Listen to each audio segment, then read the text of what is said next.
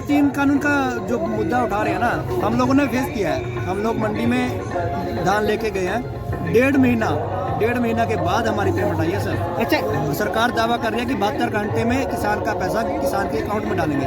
डेढ़ महीने के बाद हम अपनी अकाउंट डिटेल दे सकते हैं सर। इसलिए कहाँ तक सेमलेस हो रही है ये सरकार। तोमर जो है आपके एग्रीकल्चर मिनिस्टर, आप उनकी बात कर रहे हैं। एक बार मैं छोटी सी उनको मैसेज देना, उनकी एजुकेशनल क्वालिफिकेशन क्या है वो एक बार ना पूरे बिल को पूरा पढ़ के हमको एक्सप्लेन करके बता दे। वो एलिजिबल ही नहीं है।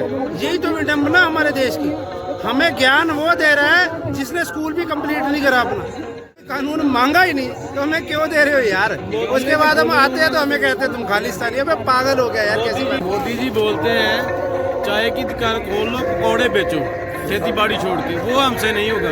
हम तो खेती बाड़ी करेंगे और जरूर करेंगे। ये काले बिल कानून जो है रद्द करवा के ही इधर से जाएंगे, इधर से हटने वाले नहीं। अच्छा, एक आखिरी सवाल है मंडी के ऊपर। जो सरकार बोल रही है कि हम प्राइवेट मंडी को सामने ला रहे हैं, तो लेकिन सरकारी मंडी रहने वाली है, उसको एबॉलिश नहीं करने वाली है, उस पर आखिर किसान को क्या प्रॉब्लम आ रही है इसको?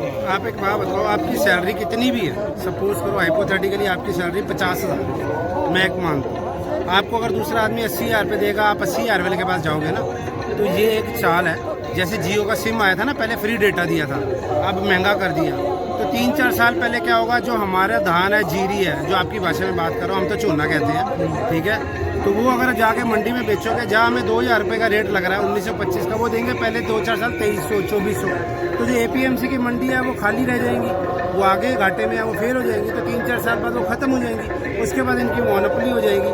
फिर ये कहेंगे 900 रुपये लेंगे, बेचना बेचो। उस टाइम हम जाएंगे कहाँ? क्योंकि जो सरकारी FCI के गोदाम है, जब तक फेल हो जाएंगे, तभी तो उन्होंने बड़े बड़े गोदाम बनाए। जैसे BSNL फेल हो गया, APMC फेल हो जाएगी।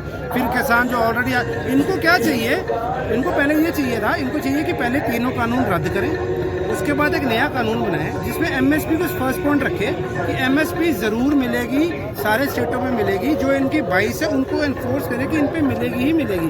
उसके बाद जो आपने करना, तो हमको इतनी अक्ल नहीं, हमारे सीनियर जो हमारे बैठे उनसे आप बात कर लो। तो हम ये कह रहे हैं जो कानून इन्होंने बनाए हैं, इन्होंने सिर्फ एक इग्नोरेंस में बनाए हैं, क्योंकि पैसा पूसा देना उनका अदानी अंबानी का जो इलेक्शन में लिया भी तो है, पैसा भी तो देना है। अच्छा, सरकार का ये भी कहना है कि इस कानून की वजह से अब किसान अपने फसल को स्टोर करके रख सकते हैं, ताकि वो बाद में अपने फसल का जब मार्केट में दाम होगा तो वो बेच सकते हैं। जो पहले FCI के गोदामों में माल पड़ा हुआ था, क्या वो स्टोर नहीं है? वो भी तो स्टोर ही है, वो सरकार लेती थी। जो सरकार उस स्टोर में रख सकती है, प्राइवेट में हमने तो नहीं बोला। या अनाज ने बोला कि हम सरकारी उसमें नहीं रहेंगे, अनाज ने बोला कि चावल बोल रहे थे कि हमको सरकारी में नहीं रहना, हमें प्राइवेट में रहना है। क्या ड्रामेबाजी कर रहे हैं। अब अच्छा, एक एग्जांपल देना चाहता हूँ खट्टर सरकार की।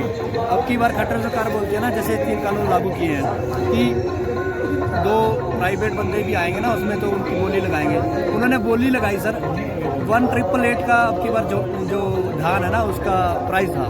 उन्होंने बोली लगाने के बाद 1,889 रुपीज़, 1,899 रुपये, 1 रुपया बढ़ाकर। खट्टर साहब CM है हरियाणा के, वो बोल रहे हैं कि देखो किसान को फायदा हुआ, 1 रुपया अधिक मिला। कितना शर्मनाक बयान है उनका। बड़ी 1 रुपया ज्यादा मिला है। आप लोग 3 कानून का जो मुद्दा उठा रहे हैं ना, हम लोगों ने फेस किया है। हम लोग मंडी में धान लेके गए हैं, डेढ़ महीना के बाद हमारी पेमेंट आई है सर। अच्छा, सरकार दावा कर रही है कि 72 घंटे में किसान का पैसा किसान के अकाउंट में डालेंगे। डेढ़ महीने के बाद हम अपनी अकाउंट डिटेल दे सकते हैं सर। इसलिए कहाँ तक सेमलेस हो रही है ये सरकार। ये बोल रही है कि प्राइवेटाइजेशन कर दो। मानते हैं हम, ये 20-50 का हमें लालच देंगे, हम ये मानते हैं कि 20-50 का ही देंगे।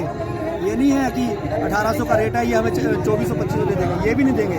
2 साल या 3 साल के लिए देंगे, वो भी 20। तो बिग बाजार है ना, बिग बाजार वो अब मर्ज हो चुका है रिलायंस में, ठीक है। तो जितना भी है, जो भी आउटपुट जो जनता, आम जनता खरीदेगी, उन पे रिलायंस का अधिकार हो गया है। और ये अब ग्रेन हमारे से सस्ते में लेकर और ग्रेन प्रोडक्ट महंगे में बेचेंगे।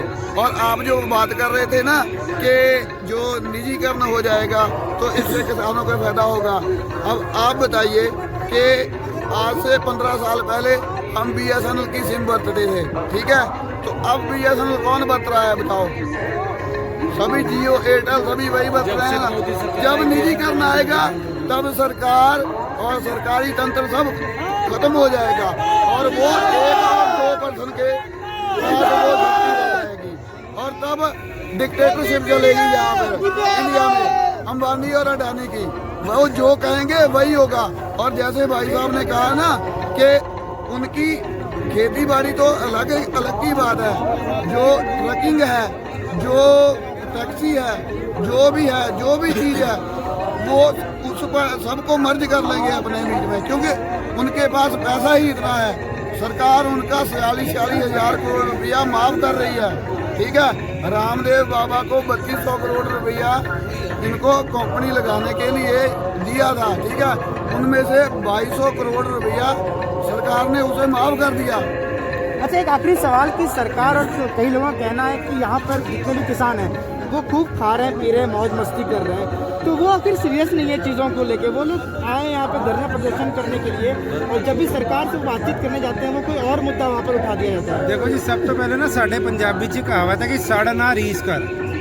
रीस तो साड़ी ये कर नहीं सकते। जिन्होंने सारी उम्र खादी फुल्लियाँ होंदियां, उन्होंने खीर लभ रही है, वो देख के सड़ रहे हैं। तो पहले तो मैं कह रहा सड़ो ना, आओ ਤੁਹਾਨੂੰ भी खीर ਖਵਾਉਂਦੇ ਆ, ਦੁੱਧ ਪਿਆਉਂਦੇ ਆ, ਤੁਹਾਡਾ ਵੀ ਸ਼ਾਇਦ ਦਿਮਾਗ ਤਰੋਤਾਜ਼ਾ ਹੋ ਜਾਏ। ਦੂਜੀ ਗੱਲ, ਸਾਡਾ ਕਲਚਰ ਹੈ। ਇਹ ਮੁੰਡੇ ਦੇਖੋ ਸਾਡੇ ਤਗੜੇ ਇਹਨਾਂ ਦੇ ਡੋਲੇ ਪੱਟਾ ਛਾਤੀਆਂ ਦੇਖੋ, ਉਹ ਫੋਕੀ 56 ਇੰਚ ਦੀ ਛਾਤੀ ਦੇਖਣੀ ਹੋ ਰਹੀ ਆ। ਤੁਹਾਨੂੰ ਪਤਾ ਹੈ ਸਾਡੇ ਪੰਜਾਬੀ ਪਹਿਲਵਾਨ ਹਰਿਆਣੇ ਵਾਲੇ, Haryana is a part of Punjab. ਮੈਂ ਇਹ ਵੀ ਕਹਿਣਾ ਚਾਹੁੰਦਾ ਜਿਹੜੇ ਮੈਡਲ ਹੈਗੇ ਆ ਉਹ ਸਾਰੇ ਪੰਜਾਬੀ ਲੈ ਕੇ ਆਉਂਦੇ ਆ, ठीक है। हरियाणा विजेंद्र सिंह बॉक्सर, उन्हें आके अपना खेल रत्न वापसी दे दिया, क्योंकि जाट पुत्र है। जट और जाट एक ही होते हैं, उसका मतलब किसान होते हैं। Jat is not a caste, Jat is a profession. Jat Jat जिम्मेदार जो है वो ये आप इतिहास पढ़ना। बाबा बंदा सिंह बहादुर था हमारा, एक बहुत बड़ा शहादत दी थी। उन्होंने ज़मींदारी सिस्टम बताया था कि जो हल वाएगा ज़मीन उसी की होगी।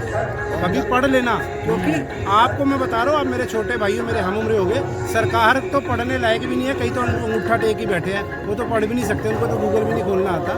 उन्होंने 50-50 हज़ार के बंदे रखे कि उनको पढ़ के बता भाई क्या बोलना क्या है। तो ये हमारी देश की विडम्बना है, वो पागल बना रहे सबको। पर पिज़्ज़ा पिज़्ज़ा तो छोड़ो यार, अभी तो उन्होंने दूध नहीं पिया देसी घी वाला, उन्होंने कितने टटिया ही ना लग जाए भाई। तो ये किसान थे जिनका कहना है कि अब आर पार की लड़ाई ही बाकी है, सरकार को किसी भी हालत में ये 3 कानून वापस लेना ही चाहिए। कैमरा पर्सन हिमांशु शर्मा के साथ मैं Piyush Kumar Singh, border headlines studio के लिए।